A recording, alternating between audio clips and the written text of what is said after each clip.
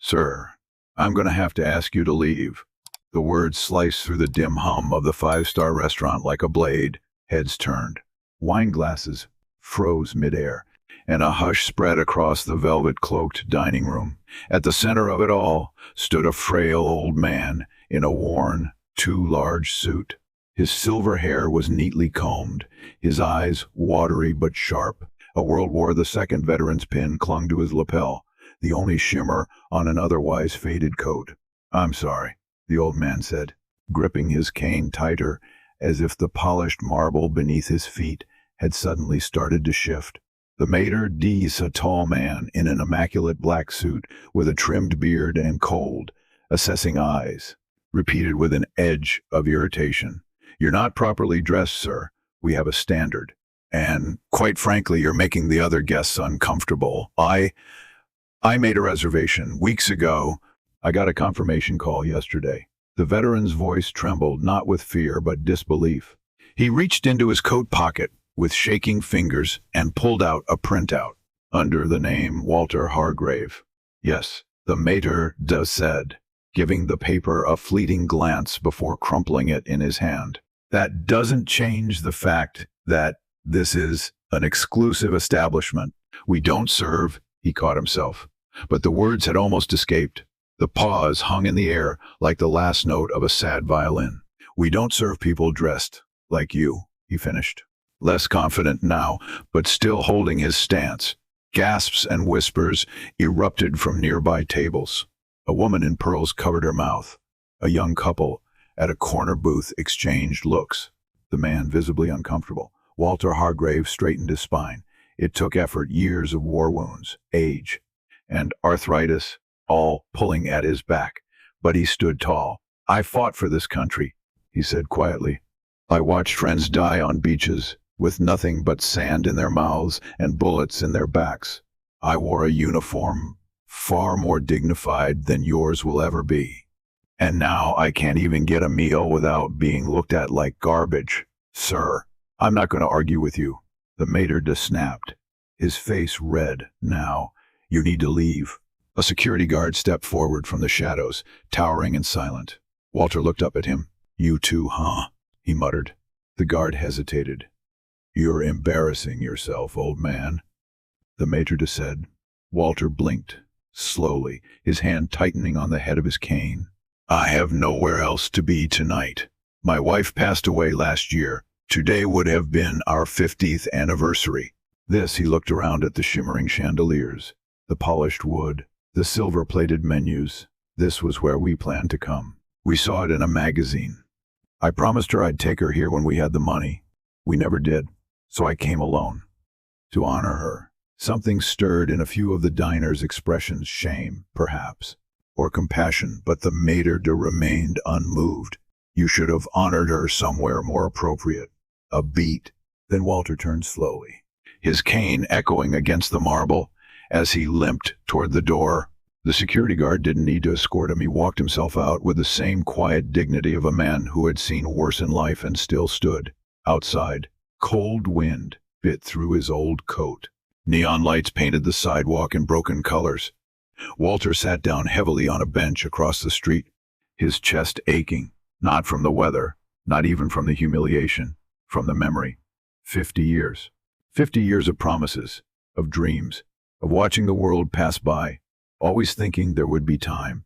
His eyes closed, and that's when the door burst open. "Where is he?" The voice was loud, furious, and unmistakably familiar. Walter's eyes flew open. He saw a young man, no, not young anymore, but to Walter he'd always be his boy, storming across the street in a tailored suit. His tie flapped as he marched. The restaurant door swung behind him like a guilty accomplice. "Dad," Walter blinked. "Jack." His son dropped to his knees in front of him, out of breath, his hands on his father's arms. "What the hell happened?" Walter said nothing, just looked at him. The resemblance to his late wife was stark, same fiery eyes, same defiant chin. And now those eyes were brimming with rage. "I came out of the kitchen to check something, and Brian's such a pompous idiot. He said some old guy was making a scene. I didn't even get the whole story." But then I saw your name in the reservation system. Dad, what the hell did they say to you? Walter cleared his throat. They said I wasn't dressed for the occasion. Jack stood up and turned toward the restaurant like a thundercloud. Stay here, he said. Actually, no, boss, see. Jack, come on, Dad. And this time, Walter let himself be helped to his feet. They walked back across the street, past the shocked valet, through the large brass doors. The miter was still standing at his post, his smirk fading instantly when he saw them. Mr. Hargrave. Shut your damn mouth. Brian. Jack snapped. You just kicked out a war hero, my father. The man who put me through culinary school, who spent his last dollars so I could open this place. And you humiliated him on the floor of the restaurant. He built with his sacrifice. The room was silent again. No one moved. No one ate. The air was electric. Jack turned to the guests. I apologize for the disruption. This man is Walter Hargrave, my father, and the reason you're all sitting here in this restaurant, enjoying this food, is because of him. Because he worked 3 jobs and gave up every dream he had so I could make this one real. He doesn't need a suit. He doesn't need a reservation. This is his place more than mine. He turned back to Brian. You're fired. Brian's mouth fell open. You're joking. No. Pack up and go. I've worked here for... Not anymore. Brian stammered for a second, then stalked out, his shoes clicking like a dying metronome. Jack turned to a young waiter. Bring my father the chef's tasting menu. Put him at table 1, and pour the 97 Margot. The waiter nodded and vanished. Jack looked back at his dad. I'm sorry, Dad. I didn't know. Walter touched his son's shoulder. You didn't do anything wrong. You fixed it. That's more than most people would. They walked together to the corner table near the fireplace. Jack pulled the chair out for him like a gentleman. Walter sat, slower now, but taller somehow, straighter. As the staff rushed to serve, the mood in the restaurant shifted from awkward tension to something warmer, fuller. Conversations resumed. Glasses clinked. A woman passed the table and stopped. Excuse me, Mr. Hargrave. Thank you for your service. Walter nodded, surprised. Thank you, ma'am. A man at another table lifted his glass in salute. To heroes, others echoed. Jack sat across from his father, his face soft now. Happy anniversary. Dad. Walter's voice broke slightly. She would have loved this place. Jack nodded. She helped design the menu. You know, every dish has a little of her in it. Walter smiled, and for the first time in years, it reached his eyes. Outside, the city kept moving, but inside that little corner of the world, everything stood still, wrapped in warmth, memory, and the love of a son who never forgot what sacrifice built him. The candlelight flickered gently between them as the first course was set down, a delicate seared scallop resting on a puree of roasted corn, garnished with microgreens and a whisper of lemon foam. Walter looked down at the dish, then up at his son. Scallops, he murmured. Your mother's favorite. Jack smiled faintly. She used to say they tasted like ocean kisses. Walter chuckled. The sound raspy from age and emotion. You were just a boy when we used to scrape together change to buy them from that fisherman down by the pier. You'd eat them raw, straight from the shell, like candy. I remember, Jack said, voice quiet. They sat in a comfortable silence for a moment, both men traveling backwards through time, through kitchens filled with steam and laughter, through long nights and longer shifts, through burned fingers and stitched hopes. Walter took a small bite. It melted on his tongue like memory. She would have cried, he said, swallowing carefully. Seeing you now, seeing this. Jack looked away, blinking hard. She sees. Dad, I swear she does. The waiter arrived with the second course, duck confit over truffle risotto, glistening and rich. Walter looked down, shaking his head in awe. I can't believe this is real, he said softly. It feels like I snuck into someone else's life. Jack leaned forward, his hands clasped in front of him.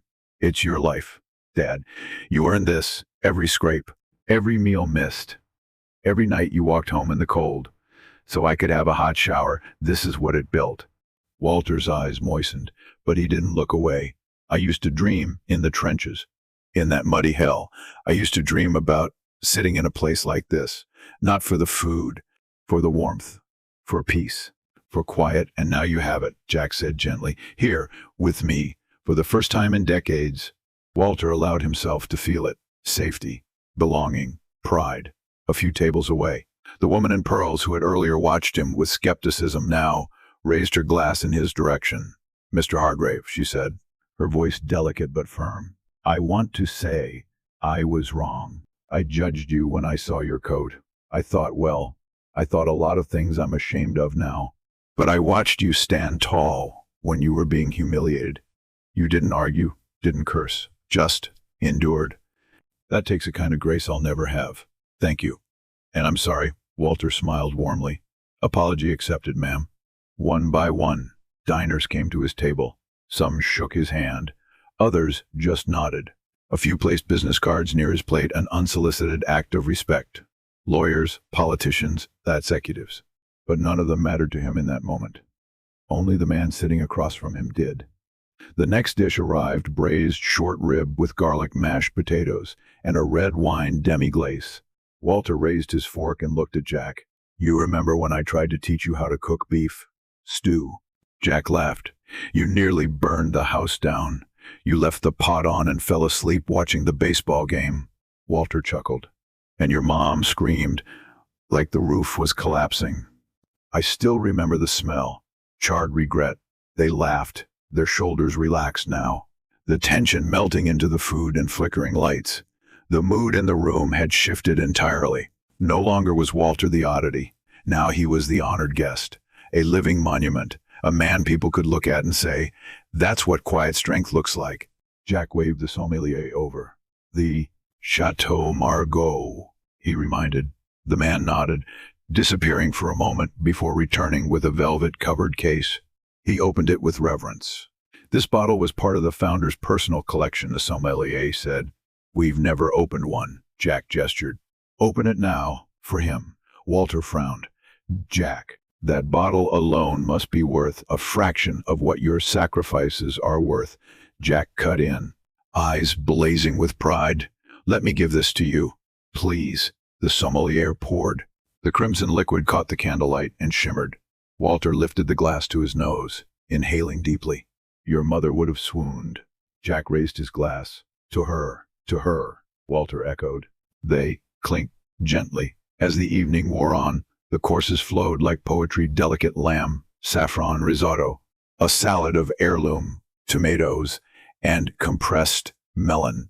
Each dish was a love letter from son to father, each bite a bridge over the years of struggle, silence, and longing. And then came dessert. A chocolate torte dusted with gold leaf, topped with fresh raspberries, and a dollop of whipped cream that was hand-piped into the shape of a rose. Walter stared at it. "That was her," he whispered. "She used to pipe whipped cream like that on my birthday cakes, even when we didn't have much." Jack nodded. "I remember. I taught the pastry chef her technique." Walter looked up, his voice hoarse. "You remembered." "I never forgot," Jack said. The restaurant had thinned out now. Only a few tables remained, but no one rushed them. The staff moved quietly around them, offering fresh napkins, refilling water, adjusting lighting. Every person in the room was aware they were witnessing something sacred. Jack leaned forward again. "Can I tell you something?" Walter nodded. "I built this place for you. I told people it was for Mom, or for my career, or because I had a dream, but really, it was always for you. I wanted to give you one moment where you weren't working, where you weren't sacrificing, where you could just be proud, be seen." Walter swallowed hard. "I don't know what to say." "Then don't say anything," Jack said. "Just know I love you, and I always have." Walter reached across the table and grabbed his son's hand. "And you, Jack, every moment. Even the ones I didn't say it enough." They sat like that, hand in hand, as the last guest left. The lights dimmed further until only their table glowed, and then Jack stood, I want to show you something. Walter struggled to his feet, and Jack gently helped him toward the back. They passed through the kitchen silent now, except for a few cleaning staff, and into Jack's office. There, hanging on the wall, was a massive black and white photograph. Walter and his late wife, on their wedding day, smiling, young. She wore daisies in her hair. Walter gasped, "Where did you get this?"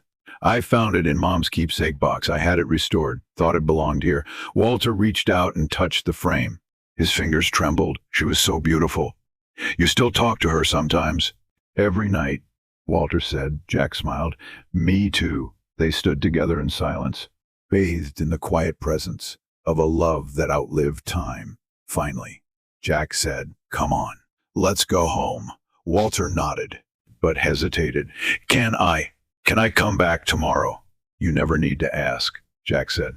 "This will always be your table, your restaurant, your story."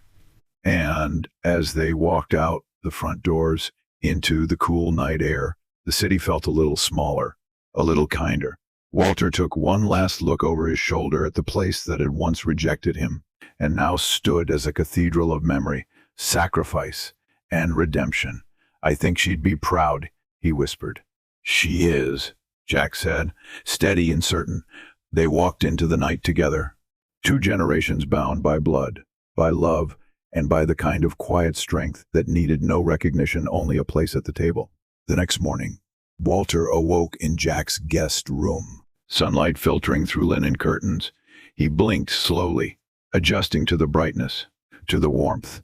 The bed was soft, too soft for a man used to hard mattresses and military cots, but he didn't mind. He sat up carefully, joints creaking like an old ship. On the nightstand beside him was a steaming mug of black coffee, a glass of orange juice, and a folded newspaper. "War hero shamed, then honored by son." The owner, the headline was bold, sprawled across the front page of the San Francisco Herald. Beneath it was a photo taken from a cell phone. Walter sitting at the restaurant table, Jack leaning in toward him, mid-laugh. The article beneath told the story in full: the humiliation, the confrontation, the firing of the maitre d', the redemption. Walter rubbed his eyes, stunned. The door creaked open. Jack stepped in, still in pajamas, holding his own mug. "Morning, Dad." Walter held up the paper. "What is this?" Jack grinned sheepishly. "Someone at the restaurant must have recorded it. It spread like wildfire overnight. Twitter, Instagram. I woke up to 100 missed calls," Walter groaned. "Lord help me." "Don't worry," Jack chuckled. "They're good calls. News stations want interviews. Veterans groups are reaching out. Half the city wants to shake your hand." "I don't need all that," Walter said, sipping the coffee. "I just wanted to eat a meal in peace." "And now you've started a movement," Jack said. "Whether you meant to or not." Walter sat back, overwhelmed. "I don't know what to do with attention like this." "You don't have to do anything," Jack said. "Just be yourself. That's enough." But the world had other plans. By noon, news vans were parked outside Jack's restaurant. Customers lined up along the block, some holding signs that read, "Respect our vets and Walter Strong." A group of high schoolers painted a mural of Walter on the brick alley wall beside the building, an artistic likeness of him seated at table 1, with a plate of scallops in front of him, gazing upward toward a soft halo of light. Inside, the restaurant was flooded with phone calls and reservation requests. Jack's staff scrambled to keep up, but their energy was electric. Pride replaced panic.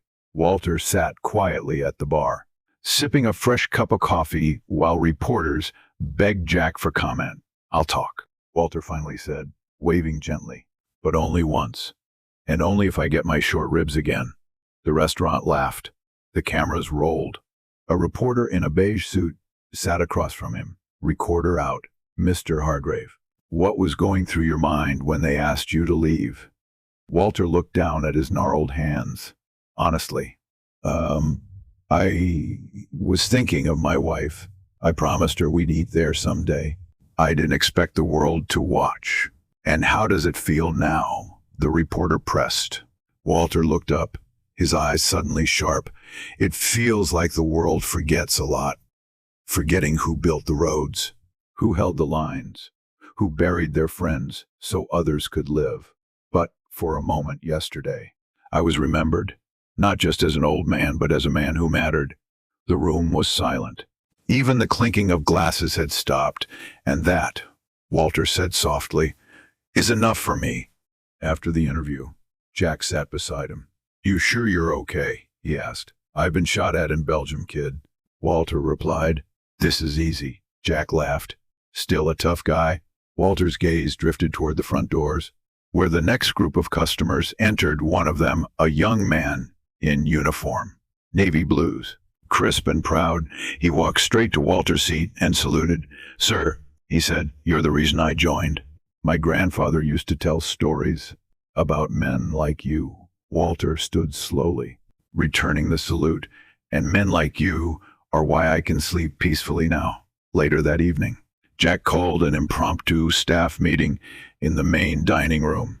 The team gathered, many still in aprons or holding trays. I want to make something clear. He said, Table 1 is now permanently reserved. Every night, for veterans, the room broke into applause. And I don't care what they wear, how they walk, or whether they can pay. If someone walks in with honor in their past, we serve them with honor in our hearts. Got it. They all nodded, some with tears in their eyes. Jack turned to his father. You started something bigger than both of us. Walter cleared his throat. It's not about me. It's about remembering. It's about teaching people to look twice before they judge. You never know who someone really is until you listen. That night, 3 more veterans came to dine. One in a wheelchair, another with a seeing-eye dog. The last, a woman in her 70s, wearing a faded army patch on her denim jacket. They sat at table 1. Walter joined them. They laughed. They shared stories. They raised glasses to old friends, to new beginnings. Jack watched from the kitchen window, his heart full. In the weeks that followed, the restaurant became a pilgrimage. Veterans from across the country flew in to dine at table 1. Some brought families. Others came alone. Jack kept the table exactly as it was that first night, a single rose, a flickering candle, and a plaque that read, Table 1, for those who gave us peace. Walter was there almost every evening, his presence like a lighthouse for those still trying to find their way home. He listened. He hugged. He smiled. And when needed, he cried. One evening, a young woman approached him nervously. My dad served in Korea, she said. He died before I was born. I never got to know him. But sitting here, hearing you speak, I feel like I met a part of him. Walter's voice broke. You did, sweetheart, you did. She hugged him tight. The whole room paused to watch. One rainy Tuesday, Walter stayed home. He didn't feel well, just tired, he said. Jack offered to cancel the dinner rush, but Walter waved him off. You've got work to do. Don't worry about me. Jack kissed his forehead. Call if you need me. I always need you, Walter said softly. That night, Jack cooked with a weight in his chest. Every time the door opened, he looked up, half expecting his father's weathered smile. But Walter never came. The next morning, Jack knocked on his father's bedroom door. No answer. He pushed it open. Walter lay in bed, peaceful, still, the photo of his wedding day clutched in his hands, a smile on his lips. He was gone. The city mourned. Flags were flown at half-mast. Newspapers ran tributes. Veterans groups marched in his honor. The mayor gave a speech outside the restaurant. And table 1, it stayed. A bronze statue of Walter Hargrave, seated with his cane and a half-smile, was placed near the table. His chair never moved. The candle always burned. Jack gave one final interview. My father taught me to cook, he said, voice cracking. But more than that, he taught me how to live, how to fight with dignity, how to give without expecting anything back. He died peacefully, surrounded by the love he gave others. If I can live half as well, that'll be enough. The reporter asked, what will you miss the most? Jack smiled through tears. His stories, he said, and the way he made strangers feel like family. Years passed, but the legacy lived on. Tourists still flocked to the restaurant. Veterans still came, and every night at 7 p.m., A moment of silence was held at table one. People bowed their heads and remembered the quiet man who once walked in, alone and unwelcome, only to become the heart of a city. Walter Hargrave, a soldier, a father, a hero, and most of all, the man who turned rejection into remembrance.